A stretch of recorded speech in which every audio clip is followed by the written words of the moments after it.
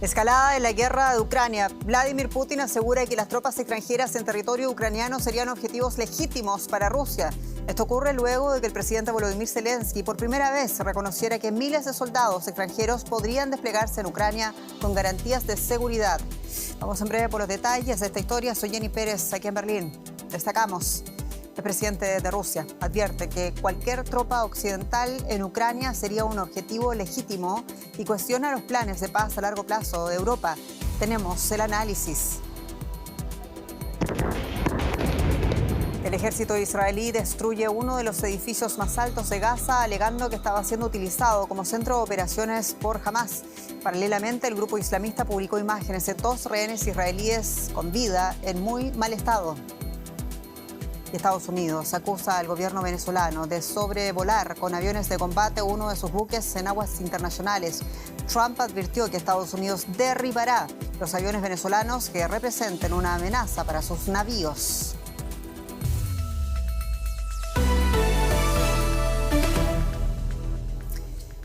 El presidente de Ucrania, Volodymyr Zelensky, afirmó que los 26 países de la coalición de voluntarios que manifestaron su disposición a desplegar tropas para garantizar la seguridad de Ucrania se plantean enviar miles de soldados en caso de un alto el fuego o acuerdo de paz con Rusia.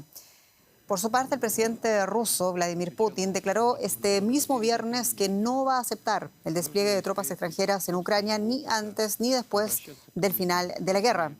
Durante su intervención este viernes en el Foro Económico de Vladivostok, Putin afirmó que esas tropas serían consideradas un objetivo militar legítimo si son emplazadas en Ucrania. En cuanto a posibles contingentes militares extranjeros en Ucrania, este ha sido uno de los factores que llevó a arrastrar al país hacia la OTAN. Por lo tanto, si llegan tropas allí, especialmente ahora, en plena operación militar, partimos de la base de que serán objetivos legítimos para su destrucción. Y vamos hasta Madrid por la perspectiva con Jesús Núñez Villaverde, quien es co-director del Instituto de Estudios sobre Conflictos y Acción Humanitaria. Señor Núñez, muy bienvenido. ¿Y los dichos de Putin y también los de Zelensky son cosas que se dicen al favor de una guerra o una sentencia para las perspectivas de poner fin a la guerra en Ucrania? Desgraciadamente, yo creo que ahora mismo ninguna de las declaraciones de Zelensky o de Putin apuntan hacia la paz. Por el lado de Zelensky, hay que entender que Ucrania tiene que adaptarse a unas circunstancias cada vez más limitativas. Él buscaría unas garantías de seguridad que idealmente supondrían integrarse en la OTAN y tener un ejército suficientemente fuerte para disuadir a Rusia, pero eso no se lo van a ofrecer y, por lo tanto, no tiene más remedio que aceptar lo que le puedan proporcionar en algún momento los aliados occidentales, que podrían ser hipotéticamente algunas tropas desplegadas ahí después de que haya un acuerdo de paz. Pero por parte de Putin lo que vemos es que no cede en sus demandas maximalistas y que vuelve a reiterar que cualquier despliegue de tropas occidentales sería un objetivo legítimo y, por lo tanto, a eso se le añade que Putin invita aparentemente a Zelensky a Moscú sabiendo que va a rechazar esa invitación, pero sabiendo jugar muy bien porque de ese modo transmite la idea de que él está dispuesto a negociar la paz y el que quedaría en contra de esa idea sería el propio presidente ucraniano. Una hábil jugada. Señor Núñez, la noticia de parte de Europa, salida del presidente de Francia, Emmanuel Macron, quien fue el primero en hablar de las garantías de seguridad de las tropas extranjeras. Y según Putin, esta cuestión zanja el asunto de la pertenencia de Kiev a la OTAN, una línea roja para él. Claramente, lo ha manifestado en diferentes ocasiones. Las líneas rojas son muy evidentes, tanto la cesión de territorio por parte de Ucrania como la renuncia a entrar en la OTAN y la desmilitarización de Ucrania, lo cual dejaría al país en una situación absolutamente vulnerable a lo que Rusia quiera hacer en el futuro. Desde ese punto de vista, ya digo, lo preocupante no es que Putin no haya cedido en ninguna de sus posiciones maximalistas, sino que incluso ha conseguido alinear a Donald Trump, al presidente estadounidense, en esas mismas posiciones, al no exigirle nada a Moscú para que pueda avanzarse de algún modo en un proceso de negociación que conduzca a la paz. En definitiva, yo creo que sigue siendo un periodo en el que la guerra va a continuar durante un tiempo. Jesús Núñez Villaverde, muchas gracias. En Madrid. Un placer, hasta la próxima. Y mientras tanto, las tropas rusas continúan avanzando en el este de Ucrania, pero a un alto costo. Como vamos a ver en nuestro siguiente informe, muchos de los avances recientes se atribuyen a una táctica de combate conocida como infiltración. Vamos a ver de qué se trata. Guerra en motocicleta. Una táctica de los rusos para ganar terreno, según estos videos de la agencia de noticias rusa TASS.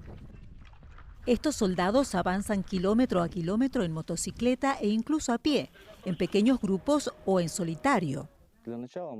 Primero limpiamos los bosques que están cerca de los pueblos, dice este hombre en otro video del Ministerio de Defensa ruso. El comandante asegura, nos guía con el pajarito y nos dice quién está dónde y cuántos son. En la jerga militar, los pajaritos son los drones que recopilan información y destruyen objetivos. 3 años y medio después del inicio del conflicto en Ucrania, es imposible imaginar la guerra sin drones. En contraste con el inicio de la guerra en febrero de 2022, cuando se veían imágenes de desplazamientos masivos de tropas rusas con equipo militar pesado, ahora los grandes convoys de tanques son poco frecuentes. Los ucranianos aprendieron a contraatacar. Con la ayuda de otros países, comenzaron a utilizar drones e invirtieron mucho en ello. Los rusos también se dieron cuenta y desarrollaron sus propios drones. Así comenzó una especie de competencia. ¿Quién tiene los mejores drones?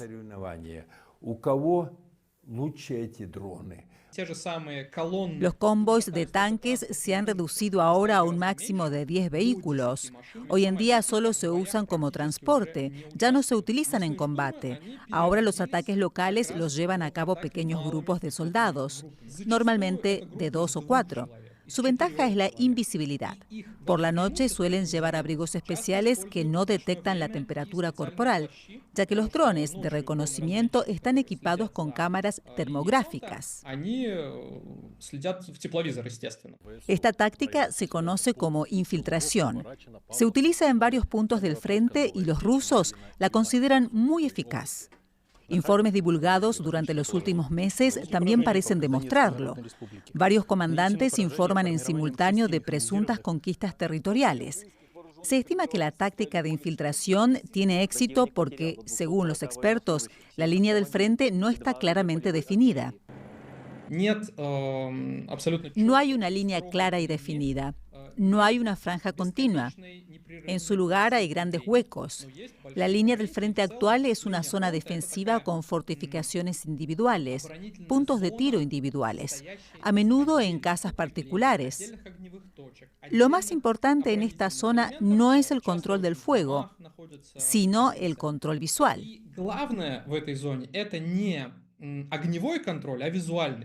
Esto significa que los drones ucranianos controlan la línea del frente desde el aire, pero los expertos afirman que cuando esto no ocurre, los rusos pueden abrir brechas con sus tácticas de infiltración.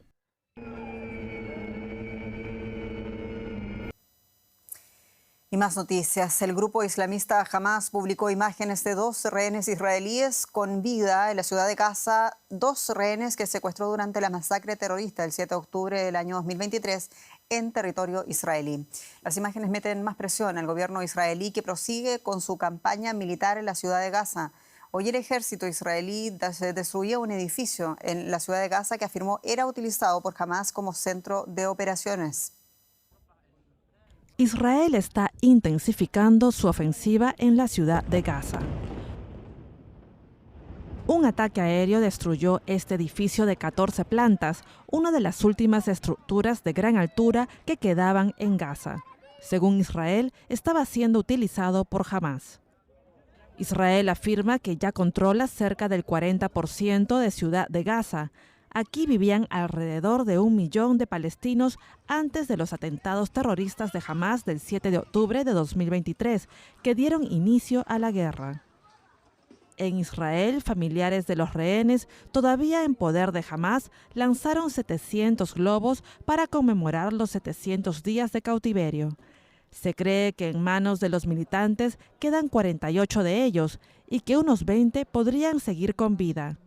Una antigua rehén se pronunció en contra de la ofensiva en Ciudad de Gaza. Esta operación militar no nos acercará a la victoria. sino que pone en peligro a los rehenes. Escuchemos las voces de quienes estuvimos allí, las voces de las familias que esperan. Solo un acuerdo integral puede salvarlos y traerlos de vuelta a casa, y yo estoy aquí como prueba de ello. Por otra parte, Hamás ha publicado un video en el que aparecen 2 de los rehenes israelíes que quedan en Gaza. Guy Gilboa Dalal y Alon Ogel fueron secuestrados en el Festival de Música el 7 de octubre. Con las conversaciones de paz estancadas y sin tregua en los combates, la Organización Mundial de la Salud ha renovado su llamamiento a Israel para que ponga fin a la guerra.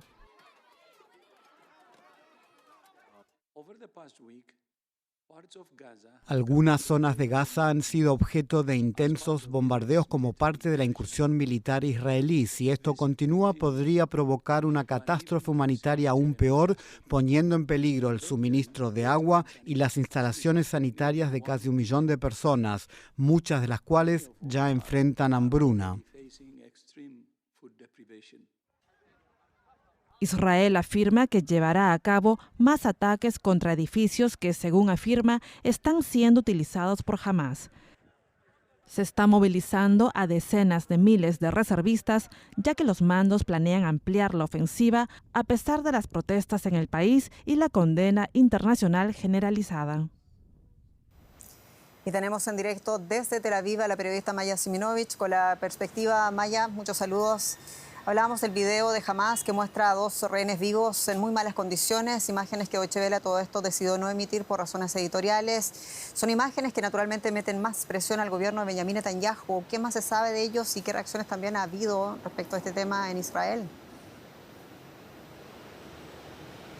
Hola Jenny, pues sí, las imágenes han sido recibidas, pero las familias pidieron en las primeras horas no difundir nada.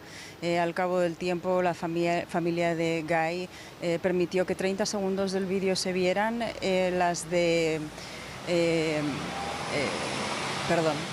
o él no, pidieron que no fueran difundidas. Ambas están en shock por las imágenes de sus allegados en un estado bastante malo. El joven pianista del que no se han visto las imágenes ha perdido un ojo, eso sí ha dicho la familia, que han mandado el vídeo a ser explorado por médicos. Él ya recibió una herida muy mala en el momento en que fue secuestrado y aparentemente lleva en esta situación en la que ha perdido un ojo en todo este tiempo. Israel recibe esto pues muy mal. Netanyahu también ha visto el vídeo y ha dicho a las familias que no se dejen convencer por este terror psicológico que de Hamás, que él no lo hace, que la batalla para conquistar la ciudad de Gaza va a continuar porque es la única manera de hacer rendir a Hamás y de rescatar a esos rehenes. Lo cierto es que hay personal de información y de inteligencia del ejército israelí que ha hablado con las familias de los secuestrados y les han dicho que no saben realmente dónde están sus familiares. Se cree que están en Ciudad de Gaza. Uno de los rehenes en el vídeo dijo que había otros 8 más allí, pero sabemos que el vídeo lo dicta Hamás. Y como digo, el ejército ha dicho a las familias que no pueden asegurar la seguridad de sus seres queridos y que esta entrada en Gaza los pone en serio peligro. Por lo tanto, está cada vez más encontrada y con más conflicto este movimiento militar israelí que parece que sigue adelante. Y a todo esto, Maya, antes del ataque israelí al edificio en Gaza este día, el ejército había anunciado que los próximos días empezará una oleada de bombardeos contra edificios en Gaza, es decir, que todo esto va a seguir sucediendo.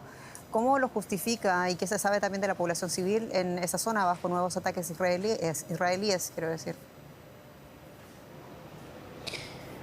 Justifican los ataques a los rascacielos, que todavía hay rascacielos en Gaza, no muchos, pero todavía hay, pues que son centros de comando y de vigilancia de Hamás, como el de hoy, que anunciaron que en los siguientes días iban a llevar a cabo estas acciones y en realidad lo hicieron a las pocas horas. Había tiendas de campaña de gazatíes desplazados en múltiples ocasiones alrededor de ese edificio. Se dio orden de evacuación del edificio y se cree que también muchas de esas personas que estaban en las tiendas de campaña también se vieron forzadas a evacuar. Ahora mismo el millón de gazatíes que vive allí, en la ciudad de Gaza, no tiene mucho a dónde ir. También hay muchos que se sienten que no pueden irse porque Hamás los amenaza para que no salgan de la ciudad. Eso es otro punto importante a señalar. Pero hay otros muchísimos que no pueden irse, por ejemplo, a Mawasi, que es donde Israel ha designado zona humanitaria, porque no hay lugar, simplemente. De modo que estas personas siguen ahí apiñadas. Muchas de ellas dicen que no se van a ir, como digo, y este es dilema que plantea al ejército israelí, cómo entrar con los tanques en esa ciudad en la que no solamente están los rehenes, y además los rehenes fueron filmados paseándolos en coche fuera de los túneles, o sea, quiere decir que están fuera en el subsuelo, están más expuestos todavía a estas explosiones israelíes que, como dices, ya han empezado y van a continuar. Bueno, vamos a cambiar totalmente de asunto. Hablamos de economía y finanzas. Mi colega Paco Frío, bienvenido. Gracias, Jenny. Comenzamos con robots para las tareas de la casa. Hogar, Dulce Hogar abre sus puertas a la inteligencia artificial. En la Feria Internacional de Electrónica de Berlín, IFA, los fabricantes exhiben el hogar inteligente del mañana. Se imaginan robots que, además de aspirar, podrán recoger objetos del suelo, y cocinas que ajustan automáticamente el tiempo de cocción de los alimentos hasta que la comida esté perfecta, pues ya es una realidad. El auge de robots domésticos invade a Berlín. Expositores en la Feria Internacional de Electrónica presumen cómo sus robots limpian ventanas, cortan el césped o cuidan de los más pequeños. Lo más reciente de la robótica son modelos que suben escaleras y con ayuda de la inteligencia artificial reconocen y recogen objetos. Estos asistentes harán crecer la industria de robótica avanzada. Vemos que en todos los ámbitos donde las personas perciben un valor añadido, también es posible un crecimiento en el mercado. Y esto ocurre precisamente en el área de la robótica. Imágenes que flotan y colores explosivos gracias a la nueva tecnología de visualización. Las pantallas RGB LED ofrecen más brillo, ya que utilizan diodos de colores en vez de los blancos tradicionales. Los expertos no contienen su emoción. Creemos que tiene potencial para imponerse en los próximos años, primero en el segmento de alta gama y con el tiempo también en el más económico.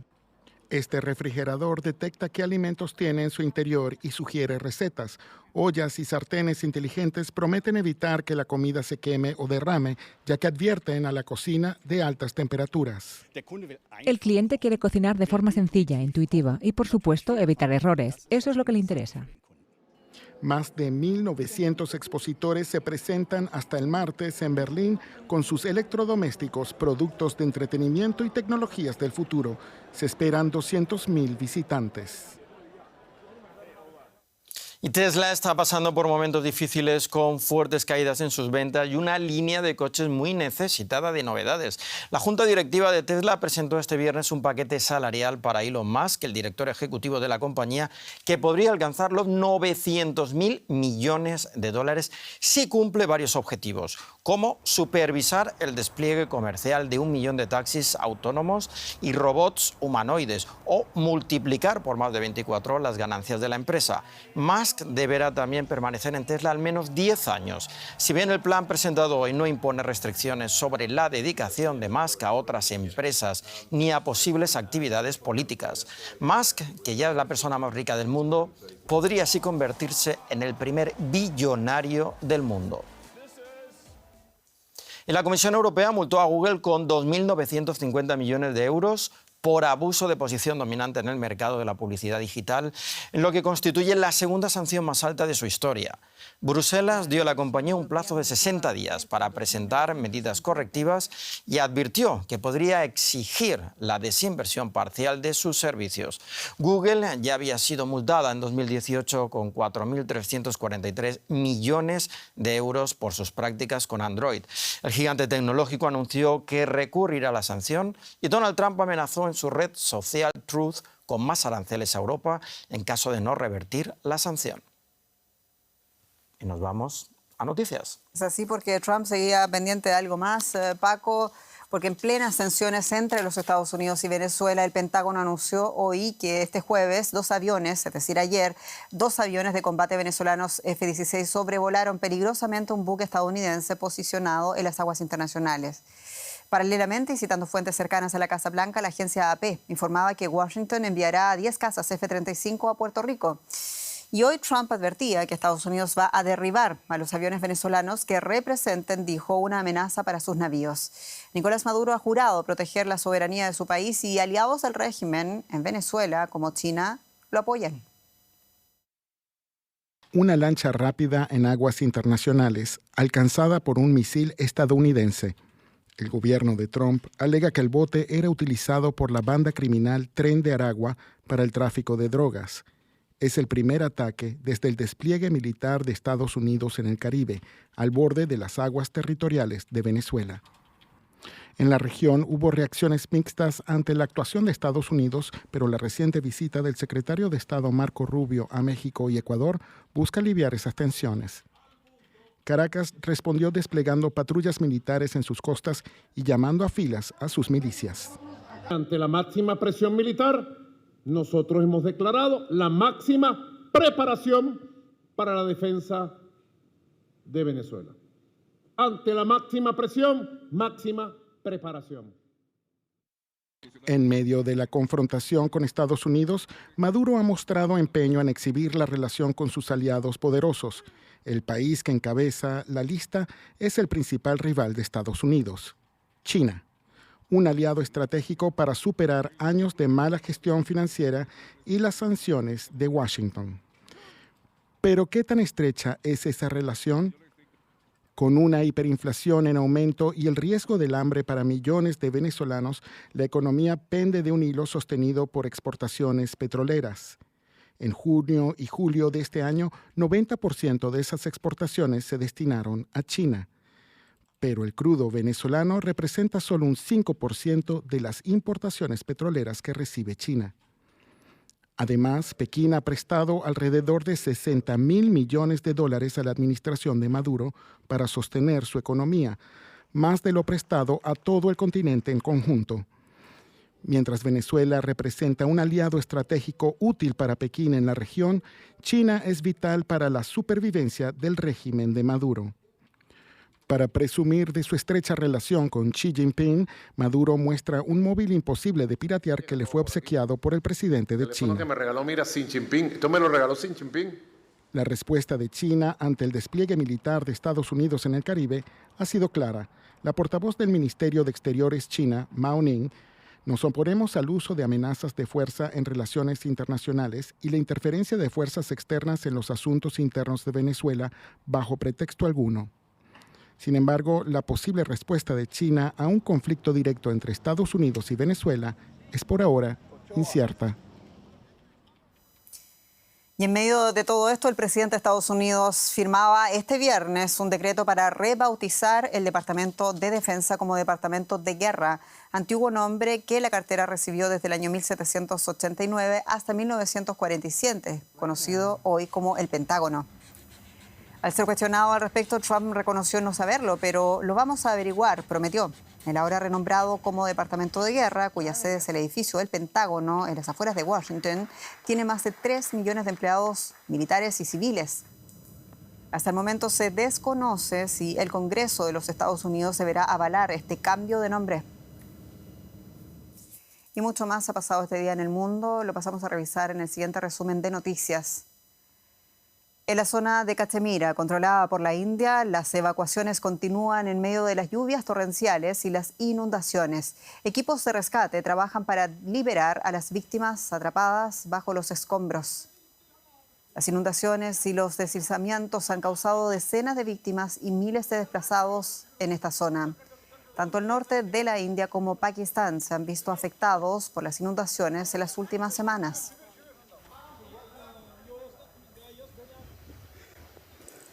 ONGs afirman que unos 200 niños se cuentan entre las víctimas mortales del deslizamiento de tierra en la aldea de Tarasin, en la región sudanesa de Darfur. Según Save the Children, se cree que el número de víctimas mortales del desastre del domingo pasado supera ya las 1.000 personas. Las operaciones de rescate siguen en marcha. En Argentina, la hija y el yerno de un antiguo oficial nazi fueron acusados de ocultar una obra de arte robada por los nazis durante la Segunda Guerra Mundial. La obra fue descubierta por periodistas neerlandeses en un anuncio inmobiliario publicado en Internet. La Policía Federal de Argentina también encontró en la vivienda 22 estampas de Henry Matisse de la década del 40 y otras piezas de origen aún incierto. La pareja ha entregado el retrato desaparecido y enfrenta cargos por ocultación. Y en el fondo marino existe uno de los tesoros más escasos y también preciados. Frente a la costa de Massachusetts, en los Estados Unidos, los científicos perforan el lecho oceánico para extraer enormes reservas de agua dulces ocultas en las profundidades del mar. En los próximos meses se van a analizar cerca de 50.000 litros en laboratorios de todo el mundo, con la esperanza de que sea una fuente que ayude a combatir la sed, la falta de agua crónica en nuestro planeta. Bajo el mar, los científicos han descubierto vastas reservas de agua, mucho menos salada que las del Océano Atlántico circundante. Esta expedición internacional es la primera de su tipo, utilizando un barco elevador que normalmente se reserva para las plataformas petrolíferas. El equipo perforó cientos de metros en el lecho marino. El agua dulce brota a una profundidad mucho menor y termina a una profundidad mayor de lo que habíamos previsto. Esto indica que probablemente haya más agua dulce aquí de lo que pensábamos. Todo lo que perforamos, rocas que tienen decenas de millones de años, siguen siendo sedimentos sueltos como la arena de la playa. Entonces, ¿por qué no se han convertido en rocas? Esto podría ser parte de la historia del flujo de fluidos que explica este sistema de agua dulce. Los científicos intentan resolver el misterio de su origen. Si el agua proviene de glaciares, de sistemas de aguas subterráneas conectados en tierra firme o de una combinación de ambos. Están enviando miles de muestras a laboratorios de todo el mundo para estudiar la edad del agua, los organismos que viven en ella y cómo quedó atrapada bajo el lecho marino. Tenemos que ser muy cautelosos en el intento de comprender y pensar en la explotación de este tipo de recursos, porque simplemente no sabemos lo suficiente sobre las repercusiones que ello tendría en nuestros principales suministros terrestres. Por ejemplo, si empezáramos a bombear, ¿se trata de un suministro aislado? Si es así, una vez que se extraiga y se agote, desaparecerá. El agua de mar es 140 veces más salada que el agua potable que escasea. Se prevé que en solo 5 años la demanda mundial supere la oferta en un 40%. Esta reserva oculta tiene un enorme potencial, pero explotarla de forma segura podría suponer un gran reto con un impacto medioambiental que aún no comprendemos. Y aquí nos despedimos. Muchas gracias por su atención y confianza. Soy Jenny Pérez y esto es Deutsche Welle, noticias desde Berlín, Alemania para ustedes. Hasta pronto.